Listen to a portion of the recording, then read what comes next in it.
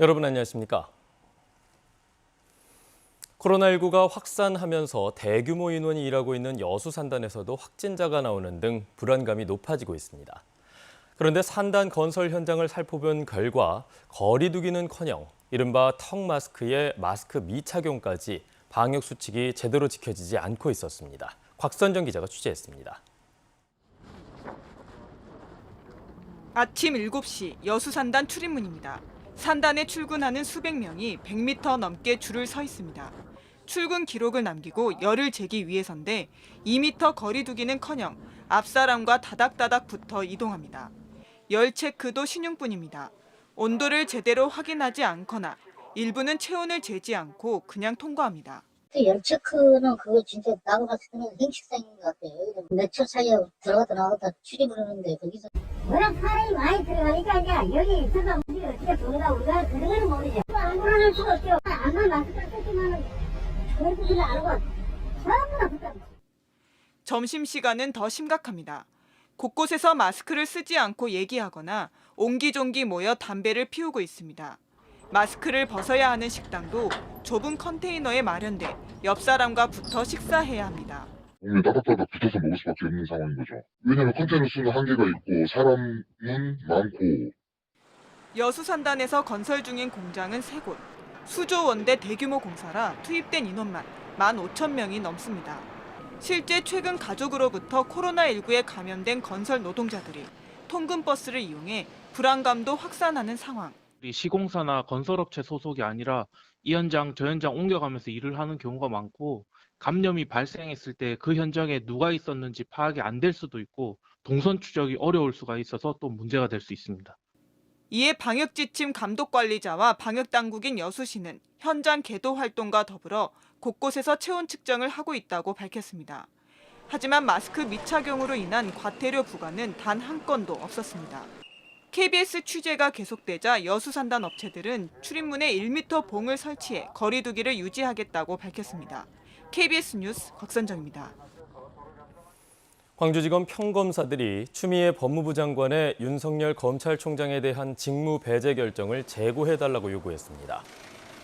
광주지방검찰청 소속 전체 평검사 38명은 어제 청사에서 회의를 열고 검찰 수사의 총책임자인 총장에 대한 징계 청구와 직무집행 정지 처분은 검찰 업무의 독립과 정치적 중립을 침해한다며 이 같은 내용의 입장문을 검찰 내부망인 이프로스에 올렸습니다. 최근 한 달 동안 광주 지역 아파트 매매와 전세 가격이 크게 올랐습니다. 한국감정원이 발표한 주간 아파트 가격 동향 자료를 보면 이번 주 광주의 아파트 매매가는 지난주보다 0.19% 상승했습니다. 지난달 상승폭 0.04%와 비교해서 한 달 만에 0.15%포인트 오른 겁니다. 이번 주 광주의 전세가도 0.22%나 올라서 지난 2015년 11월 0.32% 상승 이후 최고의 상승폭을 기록했습니다. 집값 상승과 전세난으로 어려움을 겪는 중산층 이하 무주택 가구의 주거 안정을 위해 광주에 공공임대아파트가 대거 공급됩니다. 광주시는 어제 기자회견을 열고 국공립 어린이집 등을 갖춘 공공임대형 광주형 평생주택을 오는 2030년까지 18,000가구 공급할 예정이라고 밝혔습니다. 광주시는 광주형 평생주택의 공급 대상을 기존 저소득층에서 중산층 이하 무주택 세대로 확대하고 면적도 60제곱미터 이하에서 85제곱미터 이하까지 늘려서 공공임대주택의 혁신 모델을 만들 계획입니다. 전남대 총장 1순위 후보로 추천된 정성택 의대 교수의 연구윤리 위반 의혹이 새롭게 확인됐습니다. 연구 업적으로 등록된 또 다른 학술 논문이 제자가 쓴 석사 논문과 매우 유사한 것으로 나타났습니다. 하지만 학술 논문 어디에도 제자의 석사 논문을 인용했다는 표현은 없었습니다. 김효신 기자의 보도입니다. 타인의 논문 등재 등 연구윤리 위반 의혹이 제기된 전남대 총장 1순위 후보 정성택 교수. 전남대는 정 후보자의 학술 논문은 물론 저서와 석박사 지도 논문을 모두 검증했고 제기된 의혹에 대해서 다시 검증했지만 연구윤리 위반은 없었다고 밝혔습니다. 하지만 이것 말고도 정 후보자의 다른 학술 논문이 제자의 학위 논문과 매우 유사하다는 의혹이 추가로 확인됐습니다. 정 후보자가 지도교수로 표기된 김모 씨의 석사 논문입니다. 지난 2007년 2월 학위가 수여된 이 논문은 양성 골종양 치료 후 황산칼슘을 이식한 결과가 주제입니다. 8달 뒤에 정 후보자가 제1저자로 국내 학술지에 게재한 논문과 주제가 동일합니다. 논문의 요지인 초록을 살펴봤습니다. 연구 목적은 양성 골종양 치료 후 황산칼슘 이식. 결론은 이식이 효과적이고 소아의 경우 특히 유용하다는 내용으로 세부적인 표현만 다를 뿐 거의 같습니다. 연구 방법도 수술 후 해당 부위에 황산칼슘을 이식하는 형태로 동일한데 연구 대상의 숫자만 석사 논문은 22명, 학술 논문은 14명 늘어난 36명으로 차이가 있습니다. 본문에서는 똑같은 사진까지 확인됩니다. 하지만 정 후보자의 논문에는 먼저 발행된 석사 논문을 인용했다거나 제자와 함께 썼다는 내용은 없습니다. KBS가 자문을 구한 교수들은 명백한 연구윤리 위반이라고 답했습니다. 하지만 전남대 총장 후보자 연구윤리검증위원회와 정 후보자 모두 이 사례 역시 연구윤리 위반이 아니라는 입장입니다. 위원회는 학위 논문은 동맥류성 골낭종을 조사했고 정 후보자의 논문은 고립성 골낭종을 조사한 연구로 내용과 고찰의 범위가 다르고 유사도가 낮아 표절로 인정하지 않았다고 답했습니다. 정 후보자도 학교검증위원회의 검증 결과를 신뢰해달라고 밝혔습니다. KBS 뉴스 김효신입니다. 섬진강 수해 참사 피해자 구례군 비상대책위원회는 어제 서울 국회의사당과 각 정당 당사 앞에서 수해 책임자 처벌과 수재민 보상을 촉구하는 시위에 나섰습니다. 비상대책위원회는 수해를 입은 지 100일이 넘도록 원인 조사와 보상이 지연되고 있다며 관련 대책이 나올 때까지 상경 시위를 이어갈 계획이라고 밝혔습니다. 광양시민사회단체 연대회의는 지난 24일 광양제철소에서 발생한 폭발 사고와 관련해 성명서를 내고 환경오염과 안전사고를 유발하는 포스코에 대해 사회적 책임을 물어야 한다고 주장했습니다. 단체는 안전이 최우선 가치라고 말하는 포스코에서 노동자들이 숨지는 중대재해가 반복된다면서 책임자를 처벌하고 안전투자가 제대로 됐는지도 돌아봐야 한다고 강조했습니다. 또 기업이 사고 예방을 위한 의무를 다하도록 노동청과 행정기관이 강력한 처벌과 규제를 해야 한다고 지적했습니다. 세월호 침몰 사고가 발생한 지 벌써 6년이 지났지만 아직도 정확한 침몰 원인은 밝혀지지 않고 있습니다. 그동안 세월호는 방향타 조절 장치인 솔레노이드 밸브가 고착돼 급선회하면서 침몰했다는 주장이 제기됐습니다. 그러나 사회적 참사 특별조사위원회에서 다른 결론을 내놨습니다. 보도에 김혜린 기자입니다. 2014년 4월 16일 세월호는 오른쪽으로 방향을 틀다 급속도로 우회전하면서 기울었습니다. 세월호 선체조사위원회는 급선회의 원인 중 하나로 솔레노이드 밸브의 고착을 꼽았습니다. 솔레노이드 밸브는 조타기의 전기 신호를 배 뒤에 있는 방향타에 전달하는 핵심 부품입니다. 하지만 오른쪽으로 급선회했던 세월호의 방향타는 침몰 당시 좌연 8도를 가리켰습니다. 의문이 제기되자 사회적 참사 조사위원회가 실증 실험을 진행했고 솔레노이드 밸브 고착만으로 세월호 급변침 원인을 설명하기엔 가능성이 낮다고 판단했습니다.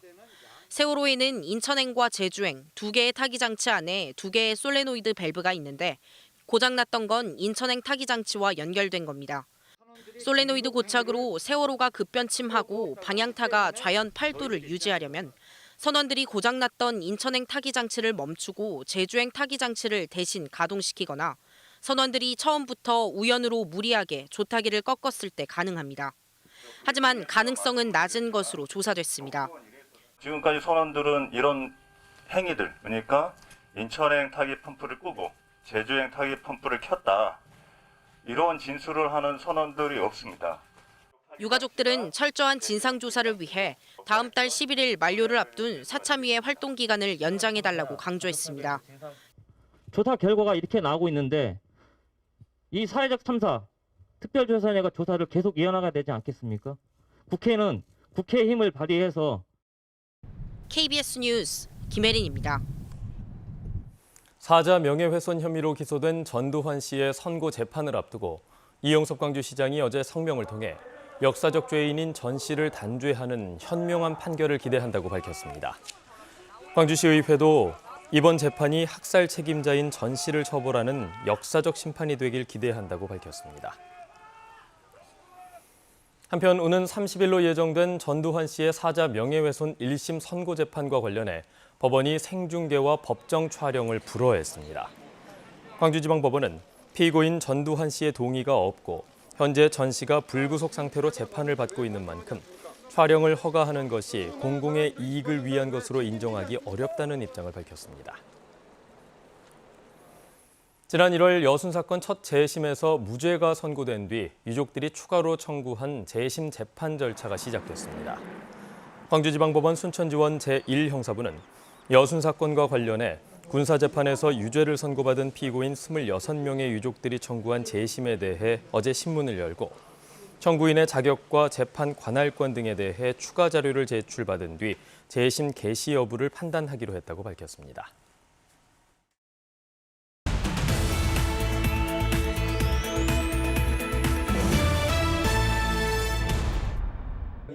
광주시 동구가 충장축제를 글로벌 축제로 성장시킬 수 있는 방안을 찾는 포럼을 열었습니다. 온라인으로 열린 포럼에서는 학계와 축제 전문가들이 참석해 포스트 코로나19에 맞는 축제 콘텐츠 개발 방안 등을 논의했습니다. 광주시 광산구 신흥동 주민자치위원회가 마을 자원을 활용해 의제를 발굴하는 주민총회를 열었습니다. 총회에서는 골목길과 광주공항, 기찻길 등 마을 자원을 활용한 산책길 조성 등 참신한 의제들이 논의됐습니다. 광양시는 전라남도 LF 컨소시엄과 함께 구봉산 관광단지 조성에 관한 투자 협약을 체결했다고 밝혔습니다. 협약에 따라 LF 컨소시엄은 광양시 황금동 일대 약 57만 평에 2천억 원 규모를 투자해 숙박시설과 골프장 등 관광단지를 조성하고 전라남도와 광양시는 인허가 등 행정적 지원을 하기로 했습니다. 영암군민들의 수건인 도시가스 공급 사업이 추진됩니다. 영암군과 협약을 맺은 목포도시가스는 2022년까지 127억 원을 투자해 3호읍에서 독천터미널, 영암읍까지 35.4km의 배관을 매설합니다. 지금까지 단신브리핑이었습니다. 아시아문화전당을 정부 소속 기관으로 규정하고 문화도시 조성사업 기간을 연장하는 내용의 국립아시아문화전당 특별법 개정안이 국회 상임위원회를 통과하지 못했습니다. 이 법안을 대표 발의한 이병훈 의원은 어제 열린 국회 문화체육관광위원회 소위에서 야당 의원들이 예산 증가 등을 이유로 사실상 의결을 거부하면서 재논의하기로 결정됐다고 밝혔습니다. 문체위 문화예술법안 소위는 오는 30일이나 다음 달 1일 다시 개정안을 검토할 예정입니다. 여수시는 코로나19 확산을 막기 위해 상황이 안정될 때까지 6급 이하 공무원의 3분의 1을 재택근무하기로 했습니다. 대상은 필수 인원과 현장 근무자를 제외한 82개 부서 986명입니다. 또 모든 공무원에게 사적 모임을 자제하고 회식이나 불필요한 대인 접촉을 자제하는 등 이동 동선을 최소화하도록 지시했습니다.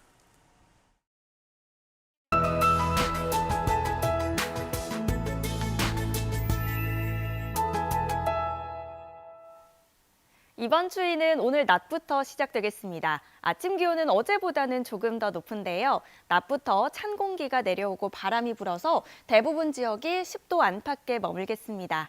전남 내륙은 내일과 모레 아침 0도 안팎까지 떨어질 것으로 보이니까요. 추위 대비 잘 하셔야겠습니다. 당분간 흐린 날씨가 지속되고 서해안 지역은 오늘 밤부터 내일까지 빗방울이 떨어지거나 눈이 날리는 곳들이 있겠습니다. 특히 높은 산지는 눈이 내려 쌓이는 곳들도 있으니까요. 주말 동안에 산 이용하시는 분들은 유의하셔야겠습니다.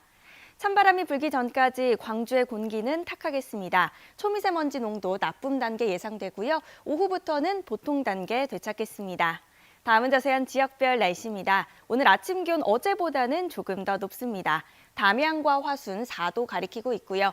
낮 기온은 어제보다 1에서 4도가량 낮겠습니다. 여수와 고흥의 낮 최고 기온 12도가 예상됩니다. 목포 10도, 진도와 완도 12도에 머물겠고요. 신안의 낮 최고 기온도 11도가 예상됩니다. 오늘과 내일 서해남부 전해상과 남해서부 먼바다는 바람이 강하게 불고 물결이 최고 4m까지 높게 일어서 풍랑특보가 내려질 가능성이 있습니다.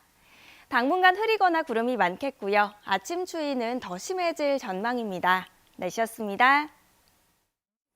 뉴스를 마칩니다. 여러분 고맙습니다.